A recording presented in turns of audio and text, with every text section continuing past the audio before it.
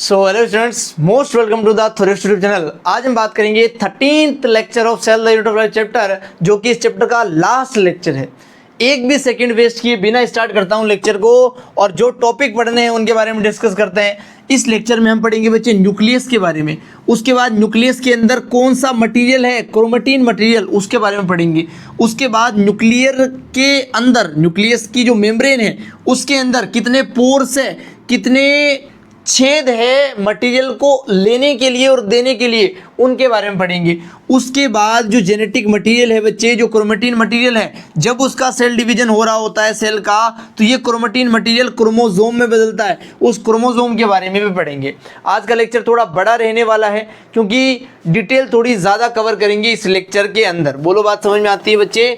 तो शुरू करते हैं भाई अपने सबसे पहले टॉपिक से, जो कि है न्यूक्लियस। बच्चे, क्या है न्यूक्लियस? देखो बच्चे, न्यूक्लियस को कहा जाता है किसी भी सेल का ब्रेन। क्या कहा जाता है? ब्रेन। जैसे हमारी बॉडी है, इस बॉडी के सारे डिसीजन कौन लेता है? ब्रेन। उसी प्रकार सेल के अंदर सारे डिसीजन कौन लेता है? न्यूक्लियस। इसलिए इस न्यूक्लियस को कहते हैं ब्रेन ऑफ द सेल। क्या बोलते हैं? Brain of the cell.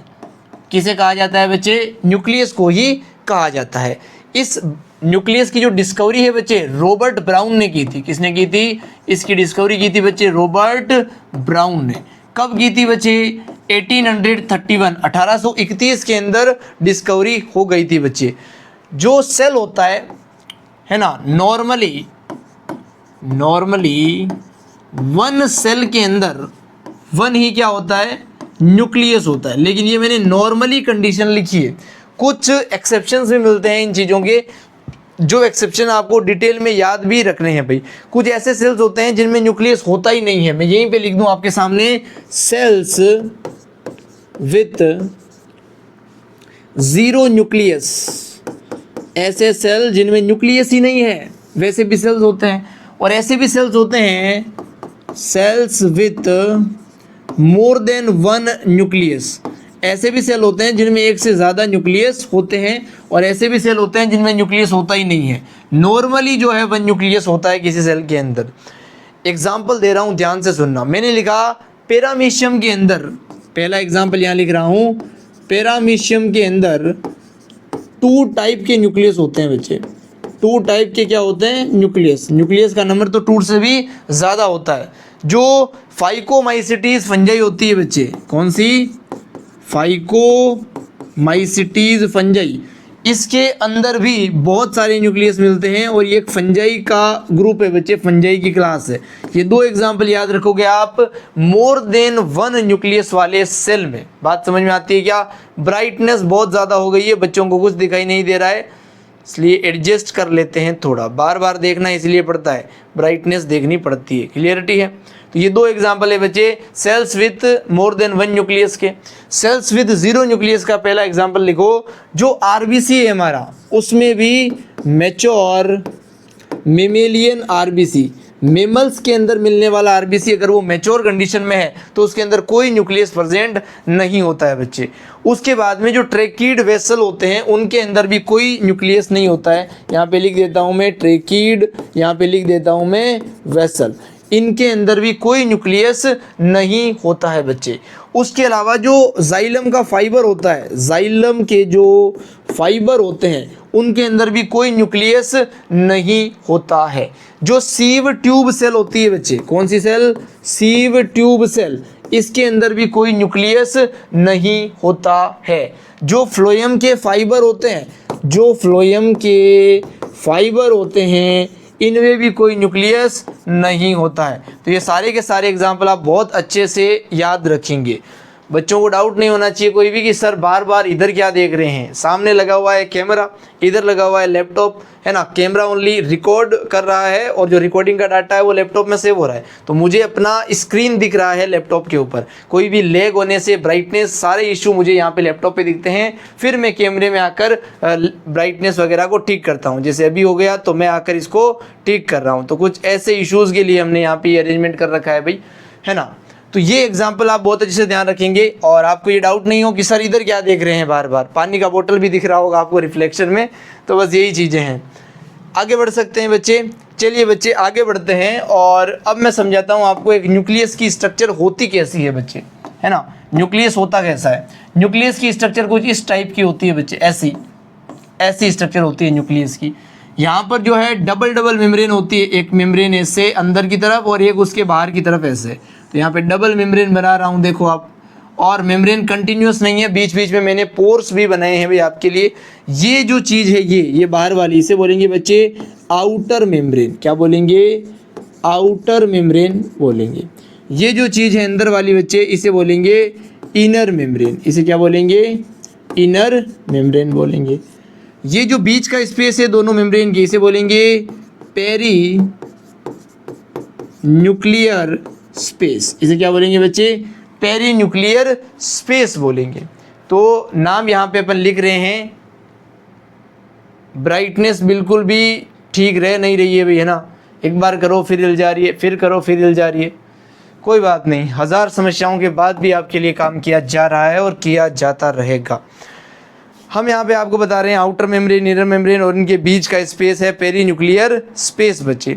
इस स्पेस का जो डायामीटर है वो एनसीईआरटी में दिया है बच्चे।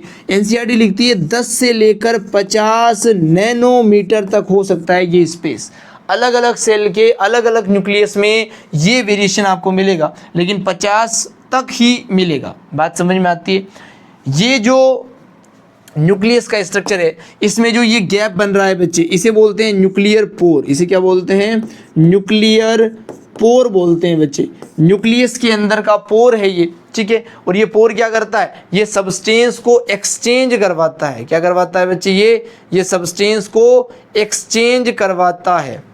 सब्सटेंस कैसा है, इसके अंदर जो सब्सटेंस है इसे बोलेंगे न्यूक्लियोप्लाज्म। इसे क्या बोलेंगे, न्यूक्लियोप्लाज्म। और इस न्यूक्लियस के बाहर जो प्लाज्म है वो है साइटोप्लाज्म। इस न्यूक्लियोप्लाज्म और साइटोप्लाज्म के बीच में जो एक्सचेंज का काम करवाता है, एक्सचेंज ऑफ मटेरियल करवाता है, वो होता है बच्चे न्यूक्लियर का पोर। क्या करवाता है, एक्सचेंज ऑफ मटेरियल, किसके बीच में, न्यूक्लियोप्लाज्म और साइटोप्लाज्म के बीच में करवाता है। बोलो क्लियरिटी है बच्चे। अब ध्यान से सुनना, ये जो न्यूक्लियर पोर्स होते हैं ना, ये कैसे बने हैं। दोनों मेम्ब्रेन जहाँ पर मिल गई है, यहाँ पर पोर है, यहाँ पर इनर मेम्ब्रेन और आउटर मेम्ब्रेन मिल गई है, फ्यूज कर गई है। तो एनसीईआरटी की लाइन है, ये कब प्रोड्यूस होते हैं, by the fusion of both membrane.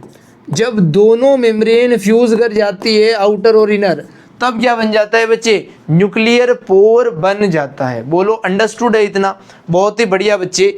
कुछ स्ट्रक्चर और होते हैं, जैसे इस न्यूक्लियस के अंदर होता कौन सा मटेरियल है, क्रोमेटिन मटेरियल। एक जाल जैसा स्ट्रक्चर बनाते हैं ऐसा, ये क्या है बच्चे, क्रोमेटिन मटेरियल। यहाँ पे लेबल कर देता हूँ, ये क्या है, क्रोमेटिन मटेरियल।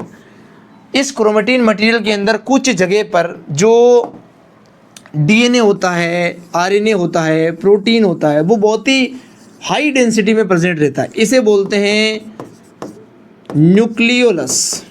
इसे क्या बोलते हैं बच्चे, न्यूक्लियोलस। न्यूक्लियस के अंदर होता है न्यूक्लियोलस। क्लियर है, ये एक भी हो सकता है न्यूक्लियोलस, ये ज़्यादा भी हो सकते हैं।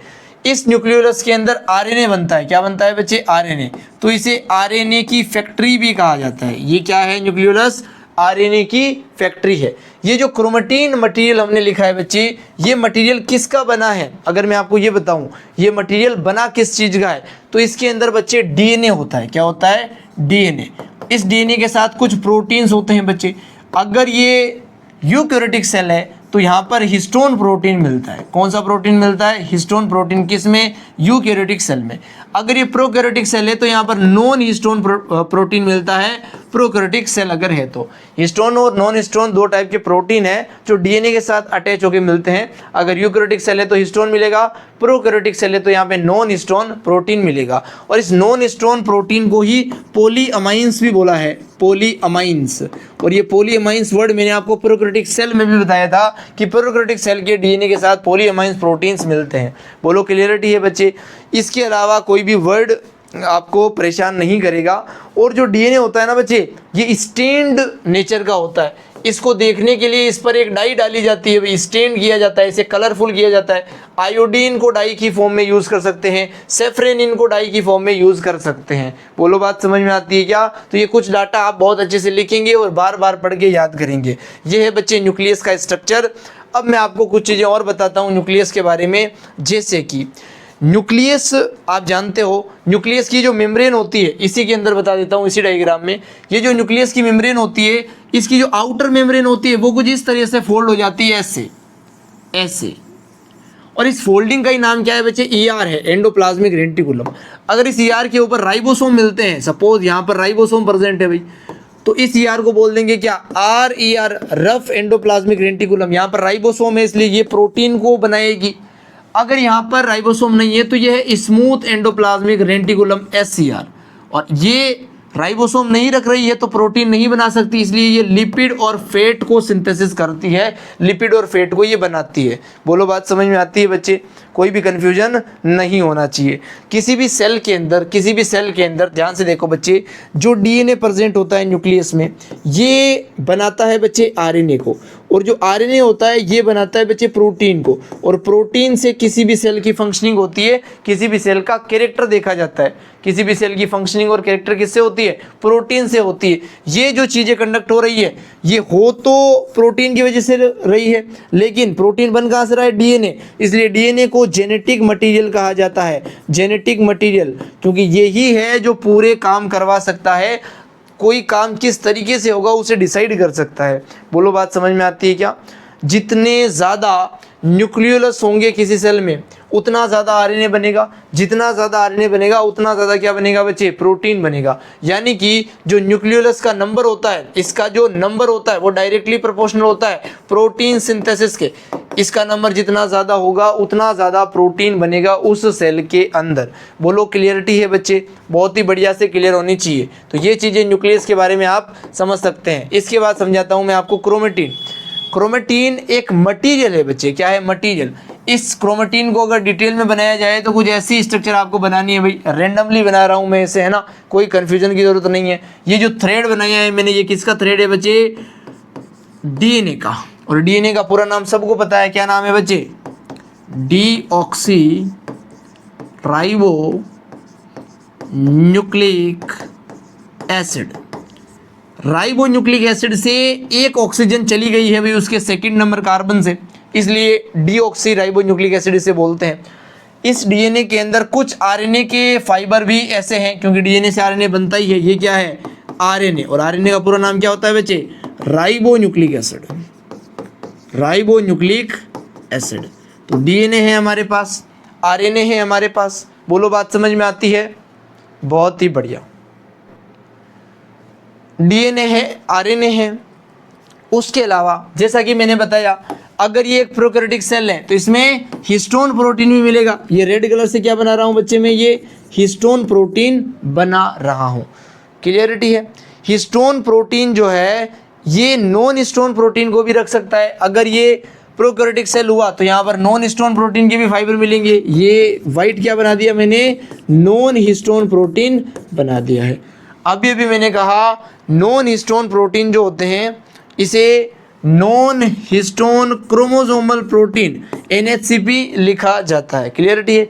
ये जितनी भी स्ट्रक्चर मैंने आपके सामने लिखी है एक टिपिकल सेल के लिए है, और ये चारों चीज़ें जब मिल जाती हैं, जब DNA RNA histone non histone ये सब मिल जाते हैं तो जो सब्सटेंस बनता है उसी को बोलते हैं क्रोमेटिन। उसी को क्या बोलते हैं बच्चे? क्रोमेटिन।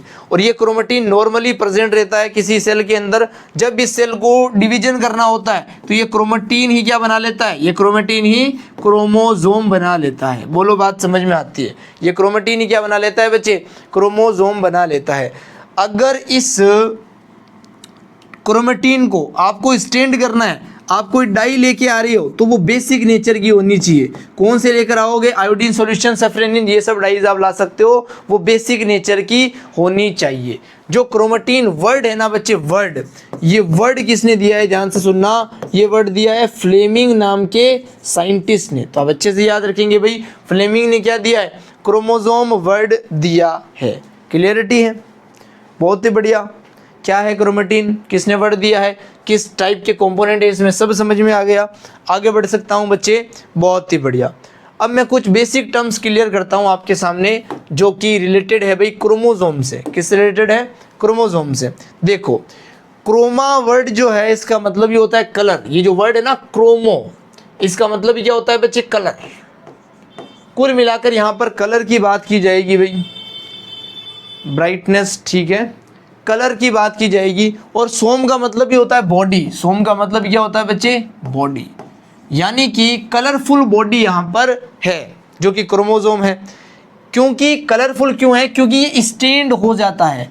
अगर इस पे आप डाई डाल दो, किस टाइप की डाई डाल दो? इस पे आप बेसिक डाई डाल दो। क्या डाल दो? बेसिक डाई, तो ये कलरफुल हो जाता है, इसलिए ये कलरफुल बॉडी का ही नाम रख दिया भाई क्रोमोसोम। ठीक है, इस क्रोमोसोम के अंदर क्या होता है भाई? ऑब्वियसली डीएनए, आरएनए ये सब होते हैं। अभी अभी जो क्रोमेटिन पड़ा है वही क्या बना लेता है? क्रोमोसोम बना लेता है बच्चे। और ये क्रोमोसोम जो है सेल डिवीजन के टाइम ही बनेगा, ओनली एंड ओनली। अगर मैं एक टिपिकल क्रोमोसोम की स्ट्रक्चर आपके सामने बनाऊं बच्चे, तो कुछ इस टाइप का ड्रॉ करूंगा। ये लो, ये एक टिपिकल क्रोमोसोम मैंने आपके सामने बना दिया है। इसके अंदर मैं कुछ थ्रेड बना रहा हूँ डीएनए के, कुछ ऐसे। ये क्या बना दिए मैंने? डीएनए के थ्रेड बना दिए बच्चे। ध्यान से सुनना, ये जो एक थ्रेड है इसे बोलेंगे क्रोमेटिड। इसका नाम रख देता हूं मैं यहां पर फर्स्ट क्रोमेटिड, इसका नाम रख देता हूं मैं यहां पे सेकेंड क्रोमेटिड। जो एक क्रोमोसोम होता है ना बच्चे, इसके अंदर दो क्रोमेटिड होते हैं, दो थ्रेड कुछ इस टाइप से लगे होते हैं बच्चे। और इस क्रोमोसोम का ये जो सेंटर पॉइंट है जहां पर दोनों थ्रेड मीट करते हैं, इसे बोलते हैं सेंट्रोमियर। इसे क्या बोलते हैं बच्चे? इसे बोलते हैं सेंट्रोमियर। और ये प्राइमरी कंस्ट्रक्शन है। प्राइमरी कंस्ट्रक्शन, कंस्ट्रक्शन का मतलब दबना। यहाँ पर पहला कंस्ट्रक्शन हुआ है क्रोमोसोम के अंदर। ये क्या है? प्राइमरी कंस्ट्रक्शन है। क्लियर? पहला कंस्ट्रक्शन यहाँ पर हुआ है बच्चे। और ये जो कंस्ट्रक्शन है प्राइमरी कंस्ट्रक्शन, जिसे सेंट्रोमियर बोलते हैं, ये सभी क्रोमोसोम में होता है प्रेजेंट। ऑल क्रोमोसोम्स, सभी क्रोमोसोम्स के अंदर ये मिलेगा ही मिलेगा। अगर सेंट्रोमियर का नंबर बिगड़ता है तो क्रोमोसोम का नंबर बिगड़ जाएगा, क्योंकि जितने सेंट्रोमियर उतने ही क्रोमोसोम होते हैं। क्रोमोसोम की पहचान ही सेंट्रोमियर से की जाती है। और ये जो सेंट्रोमियर होता है, इसके ऊपर एक प्रोटीन की डिस्क होती है भाई, इधर और इधर। इस डिस्क से स्पिंडल फाइबर जुड़ता है। इस डिस्क का नाम है बच्चे काइनेटोकोर। क्या नाम है इसका? काइनेटोकोर नाम है बच्चे। और ये अटैच करता है स्पिंडल फाइबर को। ये क्या करता है? Attach spindle fibre. इससे स्पिंडल फाइबर अटैच होते हैं ताकि क्रोमोसोम को खींचकर सेपरेट किया जा सके। तो आपको प्राइमरी कंस्ट्रक्शन समझ में आया, आपको क्रोमेटिड का कंसेप्ट समझ में आया। अगर ये क्रोमेटिड सेम क्रोमोसोम के हैं, ये क्रोमेटिड एक ही तो क्रोमोसोम के हैं, तो इन्हें बोलते हैं सिस्टर क्रोमेटिड। एक माँ की जो बच्चियां होती हैं उन्हें सिस्टर बोलते हैं। एक क्रोमोसोम के जो क्रोमेटिड है उन्हें सिस्टर क्रोमेटिड बोलेंगे। दो अलग अलग क्रोमोसोम के जो क्रोमेटिड होंगे उन्हें नॉन सिस्टर क्रोमेटिड बोलेंगे। बोलो, बात समझ में आती है बच्चे इतनी? बहुत ही बढ़िया। अब बात करता हूं मैं सेकेंडरी कंस्ट्रक्शंस के बारे में, जो यहाँ पर प्रोड्यूस होता है भाई टिप ऑफ द क्रोमोसोम के। यहाँ पर होता है सेकेंडरी कंस्ट्रक्शंस। प्राइमरी कंस्ट्रक्शन दिख रहा है सबको, यहाँ पर है सेकेंडरी कंस्ट्रक्शन। इस सेकेंडरी कंस्ट्रक्शन के ऊपर का जो एरिया है इसे बोलते हैं सैटेलाइट। इस एरिया का नाम क्या है बच्चे? इस एरिया का नाम क्या है? सैटेलाइट। इसे बोलते हैं सैटेलाइट। और ये जो सैटेलाइट होता है ये बहुत ज़्यादा इंपॉर्टेंट है बच्चे। ये सभी क्रोमोसोम में नहीं होता है और ये स्टैंड भी नहीं होता है। Not present in all chromosome, सभी क्रोमोसोम में नहीं मिलेगा। और ये नॉन स्टैंड पार्ट है, और ये स्टैंड भी नहीं होता है, कलरफुल भी नहीं होता है। उसके अलावा ये एजेस के ऊपर प्रेजेंट होता है भाई। ये एंड पे प्रेजेंट होता है क्रोमोसोम की, प्रेजेंट एट एंड, टर्मिनल कह सकते हो, टर्मिनल पोजीशन पे ये मिलता है। ऐसे क्रोमोसोम जिनके अंदर सैटेलाइट मिलता है उन्हें बोलते हैं सेट क्रोमोसोम। क्या बोलते हैं? Set chromosome. ऐसे क्रोमोसोम जिनमें सैटेलाइट मिलेगा उन्हीं को क्या बोल देंगे बच्चे, सेट क्रोमोसोम बोल देंगे। तो ये है बच्चे क्रोमोसोम की टिपिकल स्ट्रक्चर। एनसीईआरटी की लाइनें आराम से समझ में आ जाएगी अगर इतना डायग्राम आपको समझ में आता है तो। आगे बढ़ सकते हैं, बहुत ही बढ़िया। अब मैं आपको समझाता हूं बच्चे क्रोमोसोम कितने टाइप के होते हैं, क्रोमोसोम कितने टाइप के होते हैं। ध्यान से देखिएगा, मैं क्रोमोसोम बना रहा हूं आपके सामने। एक क्रोमोसोम बनाया मैंने ऐसे ऐसे, अगला क्रोमोसोम बना रहा हूं मैं कुछ ऐसे, ठीक है, अगला क्रोमोसोम बना रहा हूं मैं कुछ ऐसे, ये अगला क्रोमोसोम बना रहा हूं मैं कुछ ऐसे। ये 4 टाइप के क्रोमोसोम हो सकते हैं बच्चे। ध्यान से देखो, इस क्रोमोसोम का जो सेंट्रोमियर है वो मिड पॉइंट पे है, इसका सेंट्रोमियर थोड़ा ऊपर खिसक गया, इसका थोड़ा और ऊपर खिसक गया और इसका सेंट्रोमियर टिप पे ही आ गया। बात समझ में आती है। ये जो व्हाइट कलर से मैंने बनाया है ये क्या है बच्चे, ये है इनका सेंट्रोमियर। सेंट्रोमियर की पोजीशन के बेसिस पे 4 टाइप के क्या हो सकते हैं, क्रोमोसोम हो सकते हैं। ये किस पे बेसिस में हमने बनाए हैं भाई, टाइप्स। इसका बेसिस क्या है, ध्यान से सुनना, बेसिस है इसका सेंट्रोमियर की पोजीशन। क्या है, सेंट्रोमियर की पोजीशन। अलग अलग पोजीशन पे सेंट्रोमियर होगा तो अलग अलग टाइप का क्या बन जाएगा बच्चे, क्रोमोसोम बन जाएगा। अगर मैं लिखूं सेंट्रोमियर की पोजीशन इस केस में कहां पर है तो मैं लिखूंगा 8 सेंटर। सेंट्रोमियर कहां पर है, 8 सेंटर। अगर यहां पर लिखूं तो स्लाइटली अवे हो गया है सेंटर से, slightly away from centre, away from centre, centre से थोड़ा सा ही तो ऊपर गया है बच्चे। अगर यहां पे लिखूं नियर द एंड, सेंट्रोमियर कहां है बच्चे, नियर द एंड, एंड के पास जाने वाला है ना बच्चे, नियर द एंड पहुंच चुका है सेंट्रोमियर। इसके बाद यहां पर अगर लिखूं तो सेंट्रोमियर कहां है, 8 एंड, एंड पर ही है, या फिर आप कह सकते हो 8 टर्मिनल, टर्मिनल पोजीशन पर ही क्या प्रेजेंट है बच्चे, सेंट्रोमियर प्रेजेंट है। किसी भी सेंट्रोमियर के अंदर अगर वो ऐसा नहीं है, ऐसा है, तो उसके अंदर कुछ ऐसी आर्म से जो लॉन्ग है और कुछ ऐसी आर्म से जो शॉर्ट है। शॉर्ट आर्म और लॉन्ग आर्म के कुछ नाम रखे हैं बच्चे। जो शॉर्ट है, छोटी वाली, इसे बोलेंगे बच्चे पी। ये जो आर्म है ये शॉर्ट है बच्चे, शॉर्ट आर्म, इसे बोलेंगे पी। 2016 में क्वेश्चन आया है शॉर्ट और लॉन्ग आर्म पे। और ये जो लॉन्ग आर्म है इसे बोलेंगे क्यू। पी और क्यू वर्ड पे भी क्वेश्चन आया है। बोलो बात समझ में आती है क्या। और ये जो छोटी वाली आर्म है इसे भी क्या बोलेंगे, पी, और इसे भी क्या बोलेंगे बच्चे, क्यू। और यहाँ पर तो आर्म्स बनी नहीं रही छोटी मोटी, यहाँ पर दोनों इक्वल साइजेस की है। तो इन 2 क्रोमोसोम पे पी और क्यू, शॉर्ट आर्म और लॉन्ग आर्म का कंसेप्ट एप्लीकेबल होता है। अब इनके नाम क्या रखेंगे क्रोमोसोम के टाइप के, मैंने पूरी डिटेल बता दी, नाम अब बताऊंगा। इसे बोलते हैं बच्चे मेटासेंट्रिक। क्या बोलते हैं, मेटासेंट्रिक क्रोमोसोम। ये पहले टाइप का क्रोमोसोम है। अगला जो टाइप है इसे बोलेंगे सब मेटासेंट्रिक। इसे क्या बोलेंगे, सब मेटासेंट्रिक। ये मेटासेंट्रिक, ये हुआ सब मेटासेंट्रिक।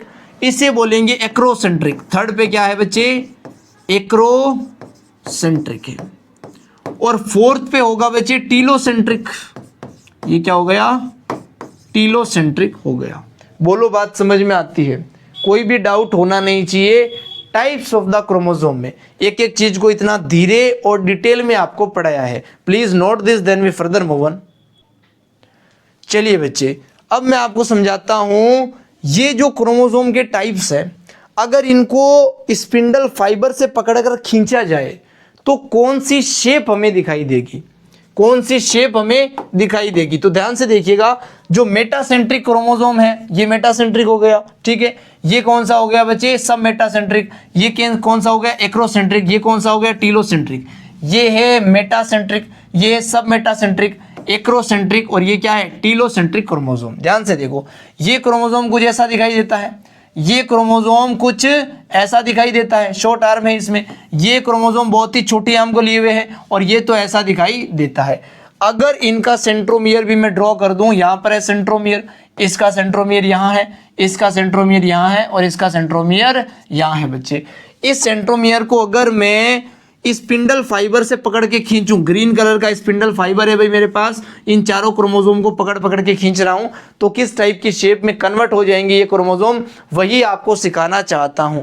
ध्यान से देखो, जब मैं यहां से पकड़ के इसे खींचूंगा तो ये बिंदु तो आगे आएगा, बिंदु को पकड़ के खींच रहा हूं, ये दोनों आर्म्स पीछे चली जाएगी, यानी कि ये बिंदु यहां रहेगा, दोनों आर्म्स ऐसी आ जाएगी, और ये जो शेप है बच्चे ये वी जैसा लग रहा है, इसीलिए मेटासेंट्रिक वी शेप्ड बनाता है जब इसे स्पिंडल फाइबर से खींचा जाता है। जब इसे पकड़ के आप खींचोगे तो एक आर्म तो इसकी लंबी है और एक आर्म इसकी छोटी है, तो ये एल जैसा शेप प्रोड्यूस करेगा, इसलिए सब मेटासेंट्रिक एल शेप बनाता है। बात समझ आई? अगर आप इसे पकड़ के खींचोगे तो इसकी तो एक आर्म काफी बड़ी है ऐसी और एक छोटी सी है ऐसी, तो ये जे जैसा शेप लग रहा है, इसलिए ये जे शेप को प्रोड्यूस करता है।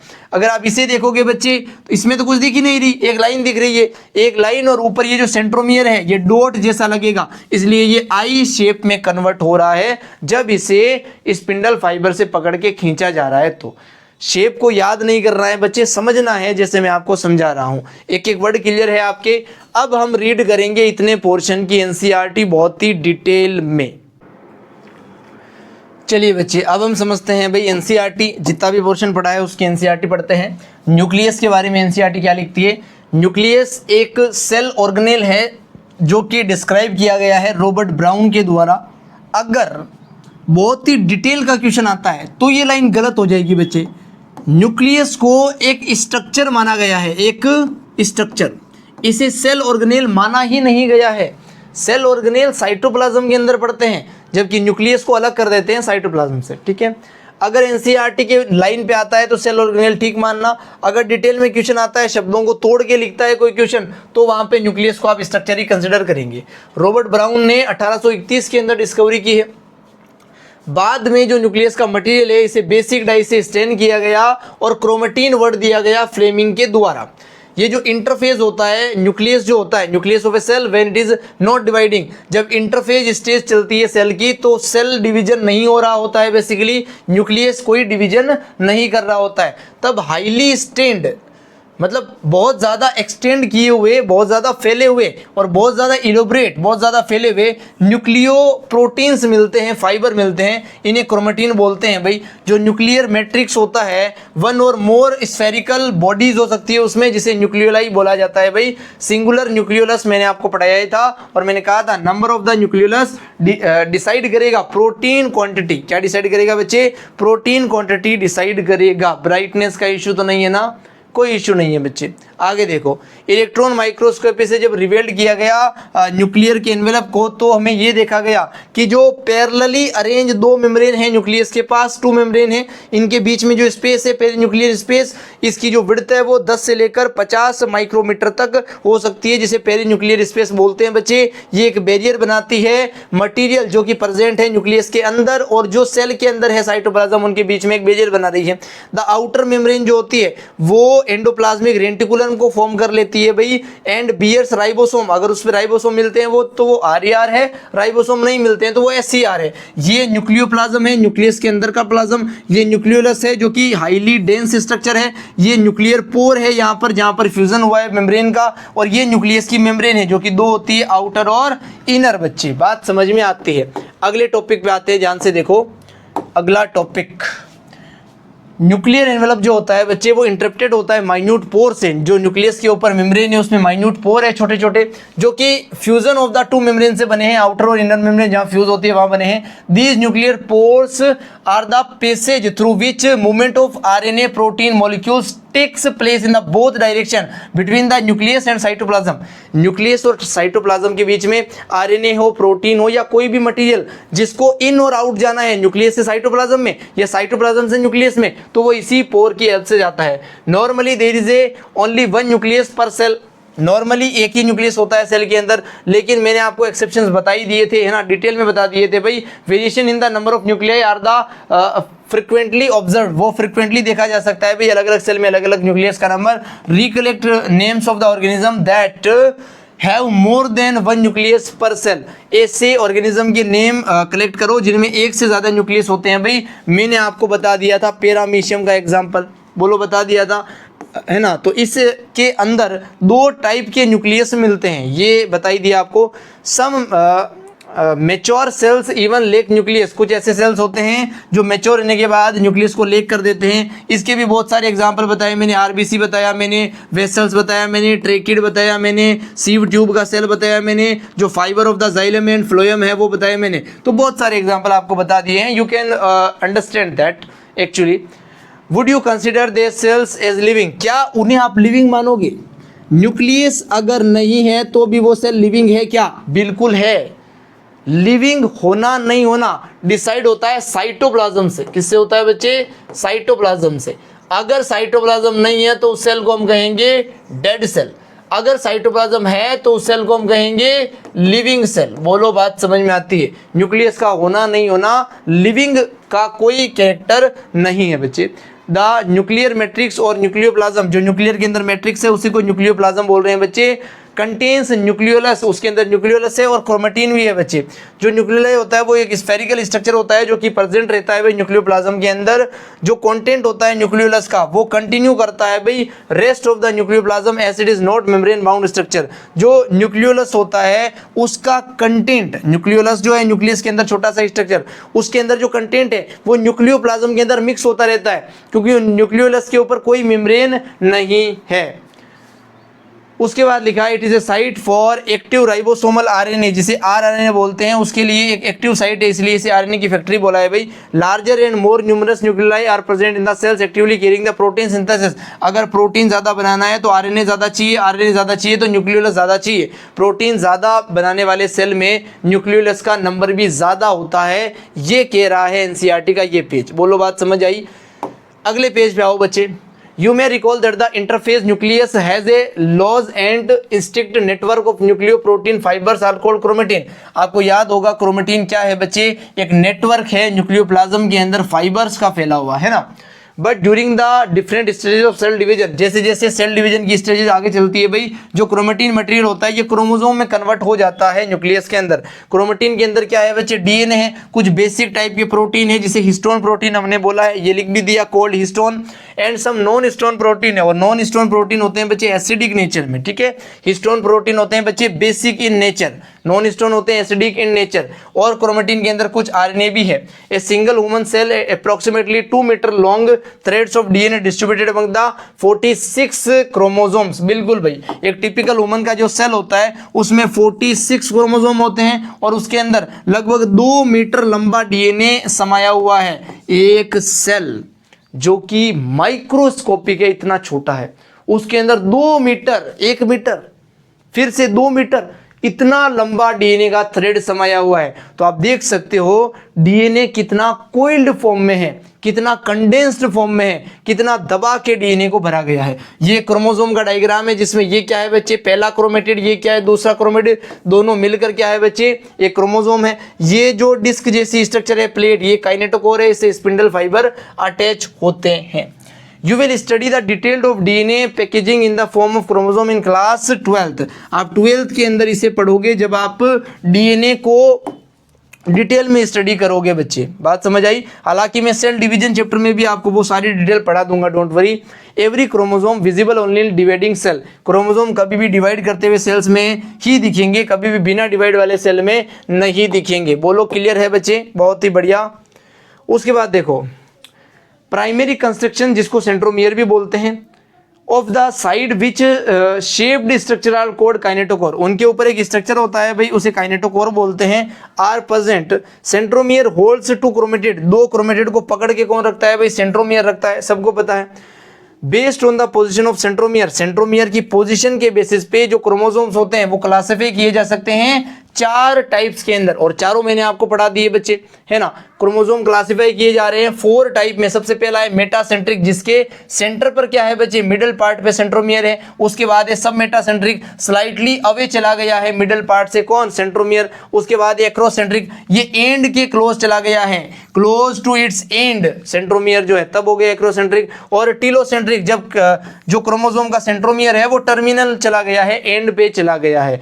Sometimes a few chromosomes have a non stand, कुछ क्रोमोसोम के अंदर नॉन स्टैंड पार्ट होता है जिसे सेकेंडरी कंस्ट्रक्शन के बाद वाला पार्ट कहा जाता है बच्चे, जिसे सैटेलाइट भी आपने पढ़ा है अभी अभी। ये स्मॉल एरिया होता है जिसमें ये प्रेजेंट होता है, उसे सेट क्रोमोसोम बोलते हैं। इतना भी आपको पढ़ा दिया है, बात समझ में आती है क्या? अब एनसीईआरटी का डायग्राम है बच्चे क्रोमोसोम का, ध्यान से देखो। ये बीच वाला स्ट्रक्चर क्या है बच्चे? सेंट्रोमियर है। ब्राइटनेस का इश्यू तो नहीं है वीडियो में, बिल्कुल नहीं है। ये सेंट्रोमियर है। ये ऊपर का क्या बना रखा है? सैटेलाइट बना रखा है। ये सेकेंडरी कंस्ट्रक्शन के बाद बनता है। ये है सेकेंडरी कंस्ट्रक्शन जिससे ऊपर का पार्ट सैटेलाइट बन गया है। ये छोटी आर्म है, शॉर्ट, जिसे पी बोलते हैं, है ना। और ये भी शॉर्ट आर्म है जिसे पी बोलते हैं। ये लॉन्ग आर्म है बच्चे जिसे क्यू बोलते हैं। ये फिर से बीच वाला स्ट्रक्चर सेंट्रोमियर है। अगर आप ध्यान से देखो बच्चे, ध्यान से, तो इसमें दोनों बराबर है आर्म्स। ये है मेटासेंट्रिक, ये है सब मेटासेंट्रिक, ये है एक्रोसेंट्रिक, और ये है बच्चे टीलोसेंट्रिक। बोलो बात समझ में आती है? एक एक वर्ड अगर क्लियर है तो यहाँ तक बने रहने के लिए आपको thank you so much.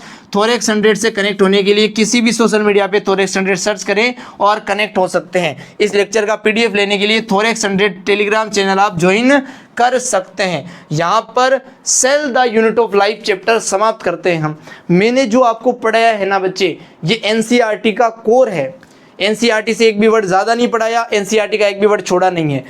NEET exam के 95% क्वेश्चन इसी कंटेंट से आएंगे। ओनली 5% क्वेश्चन जो है वो आउट ऑफ द एनसीईआरटी जाते हैं, और इसका सिलेक्शन से कोई लेना देना नहीं होता है। अगर आपको रियल में सिलेक्शन चाहिए तो आपको इस कंटेंट पे फोकस करना है और पूरा का पूरा फोकस इसी पे करना है। अगर आप इस कंटेंट को पढ़ने जाओगे तो ये सारा भूल जाओगे और ये नंबर नहीं आएंगे और सिलेक्शन नहीं होगा। तो मैं क्लियरली बोल देता हूँ, जो थोरेक्स पे पढ़ा रहा हूँ 95% पेपर उससे आएगा। अगर पूरा पढ़ लेते हो तो सिलेक्शन हो जाएगा। अगर आप इस 5% को पढ़ने के लिए अलग अलग चैनलों पे भटकते रहोगे तो आप इस 95 को नहीं पढ़ पाओगे और सिलेक्शन नहीं ले पाओगे। रेस्ट ऑफ पीस, आगे आपकी इच्छाएं हैं सारी, आपको क्या पढ़ना चाहिए, बट आपके लिए सजेशन है एनसीईआरटी का एक भी वर्ड ना छोड़ें, इसके अलावा एक भी वर्ड ना पढ़ें, आपका सिलेक्शन कहीं नहीं गया। Thank you so much. अगले लेक्चर में मिलते हैं अगले चैप्टर के साथ। 12th क्लास को भी जल्दी से स्टार्ट कर देंगे। उसके पहले चैप्टर से 11th क्लास का अगला chapter cell the unit of life खत्म कर दिया। अगला चैप्टर है सेल डिवीजन, जिसके अंदर हम आपसे मिलते हैं भाई। All the best for next lecture.